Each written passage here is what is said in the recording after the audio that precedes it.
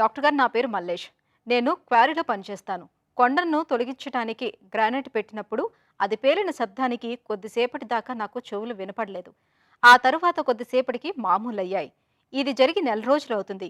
అయితే ఇప్పుడు కూడా నా చెవులు అప్పుడప్పుడు వినపడటం లేదు. నొప్పిగా కూడా ఉంటుంది. నా చెవులకేమైనా సమస్య మొదలైందా? నేనేం చెయ్యాలి? సలహా ఇవ్వండి అని అడుగుతున్నారు. ఈ ప్రశ్నకు డాక్టర్ గారి సమాధానం ఇప్పుడు తెలుసుకుందాం. మీరు చెప్పిన దాన్ని బట్టి ఏంటంటే, మీరు లౌడ్స్ నాయిస్కి ఒకేసారి ఎక్స్పోజ్ అయినప్పుడు మన చెవులో టెంపరీగా వినికిడి తగ్గుతుంది. టెంపరీ హియరింగ్ లాస్ అంటాం. మీకు జరిగింది అదండి.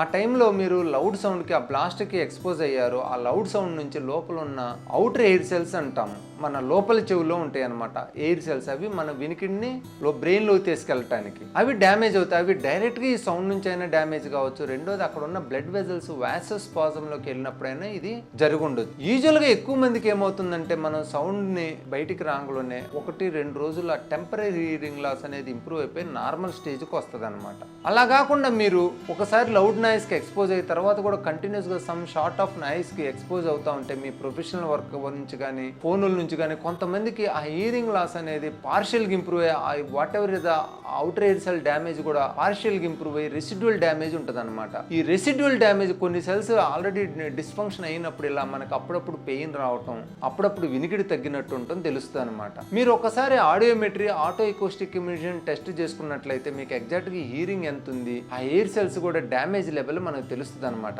ఇది నెలే అయిందంటున్నారు కాబట్టి మీరు ఒకసారి టెస్టులు చేయించుకొని దాన్ని బట్టి మనం ట్రీట్మెంట్ తీసుకున్నట్లయితే మీకు పూర్తిగా వినికిడి కూడా temporary hearing loss, intermediate hearing loss పూర్తిగా రికవరీ అయ్యే అవకాశం ఉంటుందన్నమాట. ఒకసారి మనకి ఈ టెస్ట్లో కనుక ఏదైనా అవుటర్ ఎయిర్ సెల్స్ డ్యామేజ్ అయినట్లు ఉన్నట్లయితే మనం antioxidants, B complex, vasodilators ఇవన్నీ ఇచ్చి మనం మీకు నార్మల్ స్టేజ్కి ఆ సెల్స్ వచ్చేటట్టు చేయొచ్చు అనమాట. అదే ఇది 2 నెలలు 3 నెలలు దాటిందంటే మళ్ళీ రికవరీ చేయడం చాలా కష్టం అనమాట. ఆల్రెడీ ఎగ్జిస్టింగ్ డ్యామేజ్ అంతే ఉంటుంది. సెల్స్ డ్యామేజ్ అయినవి కూడా రికవరీ కావు. మీరు వీలైనంత తొందరగా ఈఎన్టీ డాక్టర్ గారిని సంప్రదించి ఆడియోమెట్రీ, ఆటో ఎకోస్టిక్ ఇమిషన్ టెస్ట్ చేసుకుని దాన్ని బట్టి అక్కడ డ్యామేజ్ని బట్టి మనం ఎంత మందులు ఇవ్వాలి, వాసో డైలేటర్స్ ఇవ్వాలన్నా, యాంటీ ఆక్సిడెంట్స్ ఒక్కటే సరిపోతాయా, బి కాంప్లెక్స్ సరిపోతాయా అనేది తెలిసి దాన్ని బట్టి ట్రీట్మెంట్ తీసుకోవాలి. మెయిన్గా మీరు ఏంటంటే ఇలాంటి స్టేజ్లో చేయాల్సిన పని కంటిన్యూస్గా ఇంకా నాయిస్కి ఎక్స్పోజ్ కావద్దు. వీలైన రోజులు 1 నెల 2 నెలలు ఆ సౌండ్ మిషన్స్ నుంచి కానీ ఆ బ్లాస్టింగ్ దగ్గర కానీ ఉండొద్దు. ఫోన్లు వీలైనంత తక్కువ మాట్లాడాలి, అది కూడా స్పీకర్స్తో తక్కువ మాట్లాడాలన్నమాట. సో మీరు ఈ ప్రికాషన్స్ ఖచ్చితంగా తీసుకోవాలి. ఈ ప్రికాషన్స్ తీసుకోకుండా మీరు ఫోన్లో మాట్లాడుతూ ఉన్నా, సౌండ్ కంటిన్యూస్గా ఎక్స్పోజ్ అవుతున్నా కూడా మీకు ఈ ప్రాబ్లం తగ్గకపోను ఇంకా ఎక్కువ అయ్యే అవకాశం ఉంటుందన్నమాట. సో ఇమీడియట్గా మీరు